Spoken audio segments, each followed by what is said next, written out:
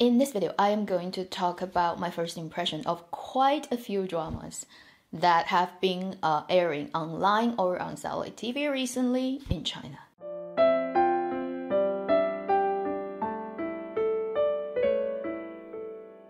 Hi, you're watching Avenue X, where a junkie on good storytelling shares their thoughts, knowledge, and occasional weird ideas on stories and how they're told. The reason for me to make this video as a combined first impression video is not because I want to be lazy, because there just are too many dramas ongoing right now in China. If I do each one separately, it's very likely that by the end I get through this list of dramas, all of them would have finished airing. I would not really fairly call it first impression. The second reason for combining them together is all those dramas seem to have a similar problem, or a set of similar problems that kind of give me the same reaction, impression.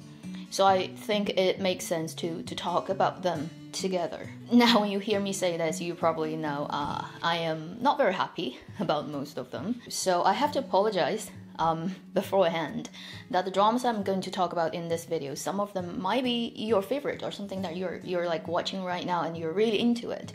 Please don't feel offended if I said really harsh words about them. They are just my opinions. Definitely not like gold standard, I don't know, review or criticism on anything. It is just my genuine reaction. So these are the dramas I'm going to talk about.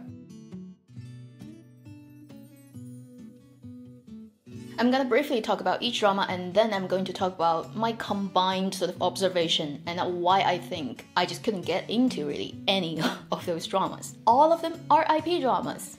Ta-da! No surprise these days in China. The first one, 天圣长歌, originally named Huang Quan, so a female phoenix's power, because of its title, which is talking about feudalism's power. Yeah, obviously these days that can be a censorship problem too.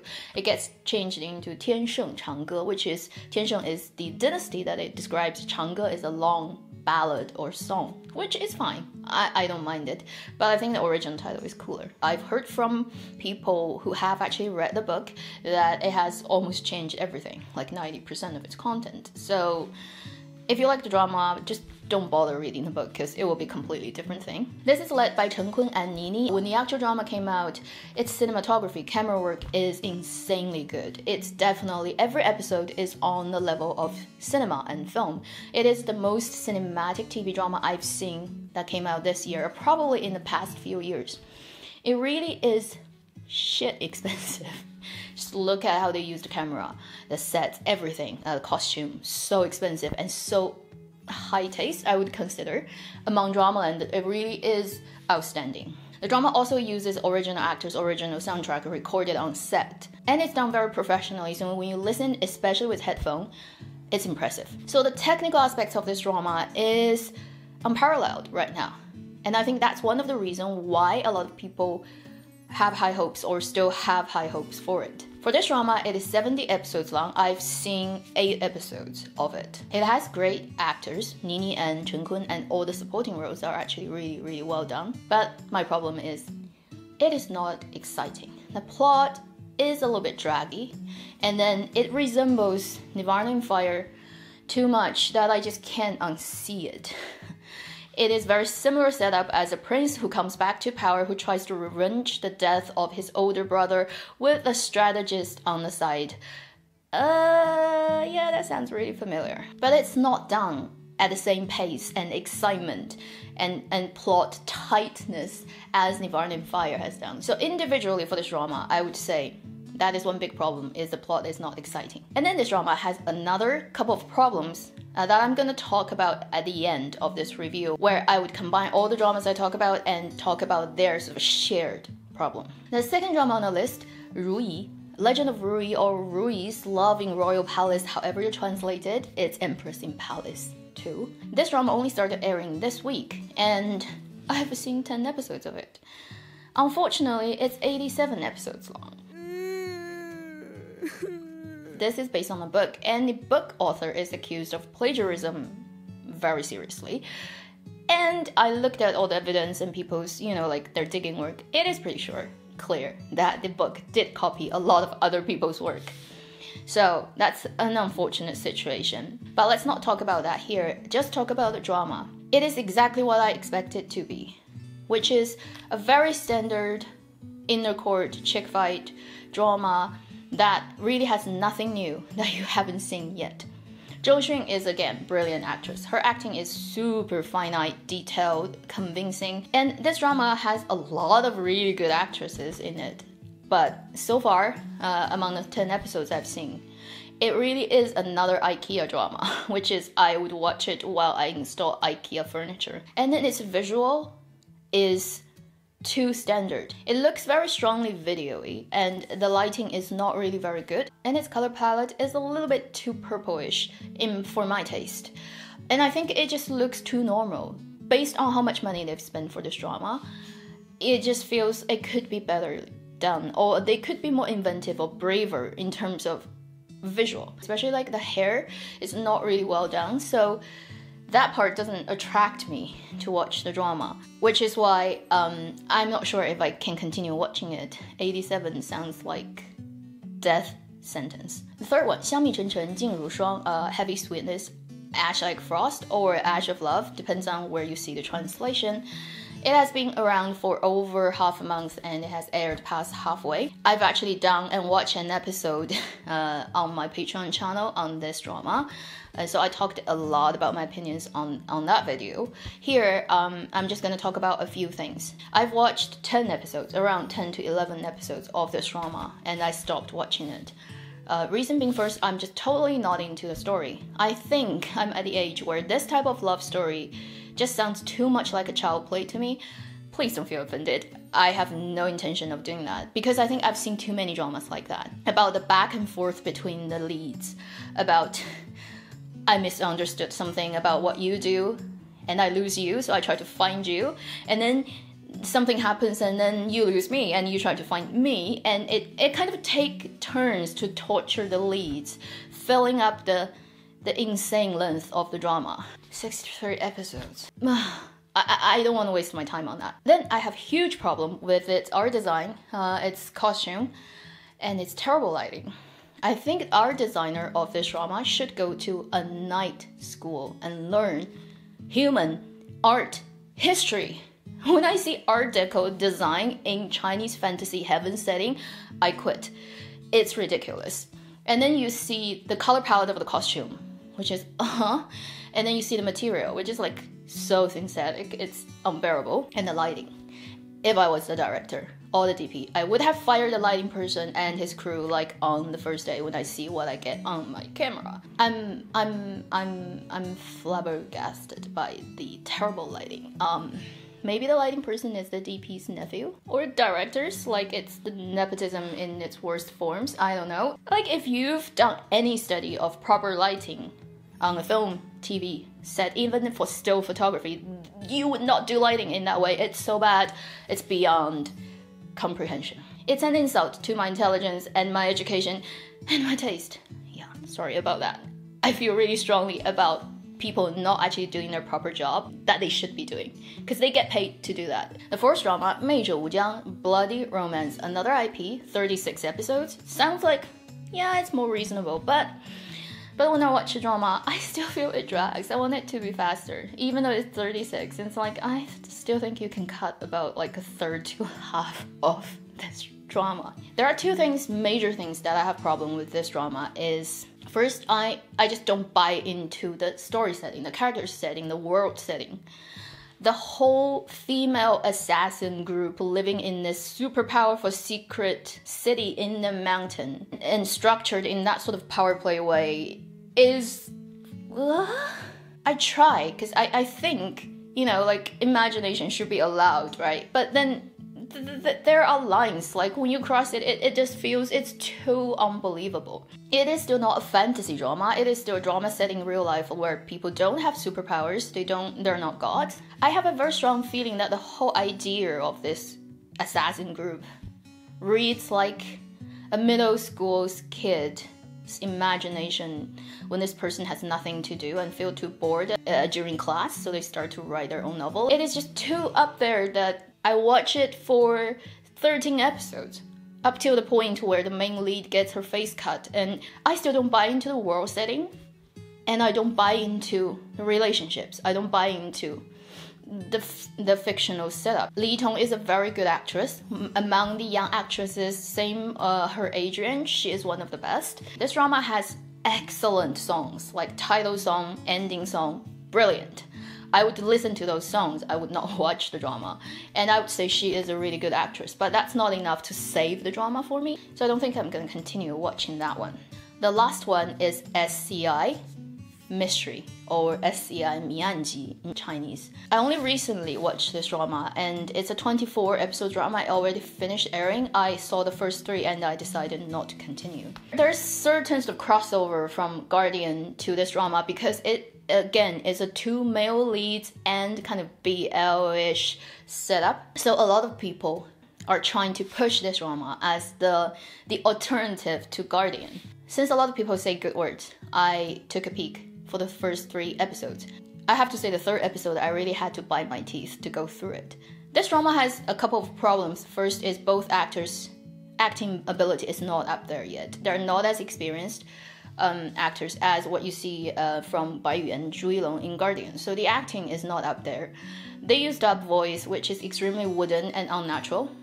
And it has a really weird color palette I don't like. The camera work and style, the color, everything reminds me of 美人为馅, which was a production a couple of years ago by Yu Zheng, which had 白宇 in it actually. But it has that over clean, over metropolitan, over prettified, white, gray, main color sort of police world that is so unrealistic, so not grounded, that I don't believe anything, any character or any plot that happens in this drama.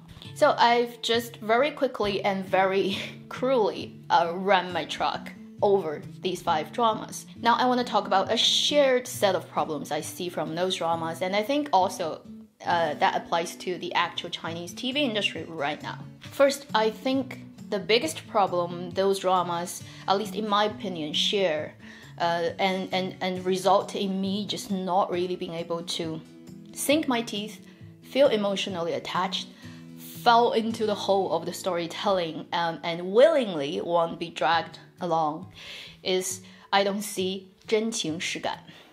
This is a very popular word right now in China's internet community. It's a very common word in Chinese, which means true emotion, solid feelings. And then people just make it short, so they write ZQSG 真情实感. None of these dramas gave me 真情实感. Some of them feature really talented actors and actresses. Chen Kun, Nini, Zhou Xun, they're all really good at what they do. And you see them acting, their acting are brilliant. They play their own part, play their script to the best you can imagine.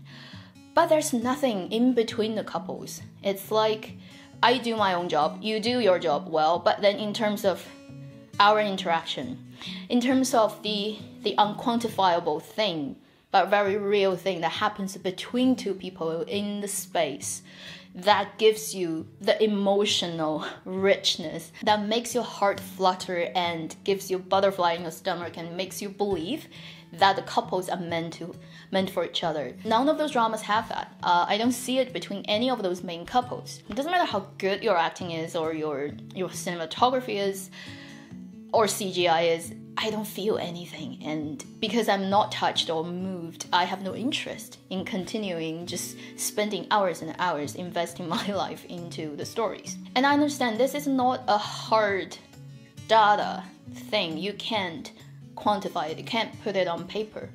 You can only react and feel it.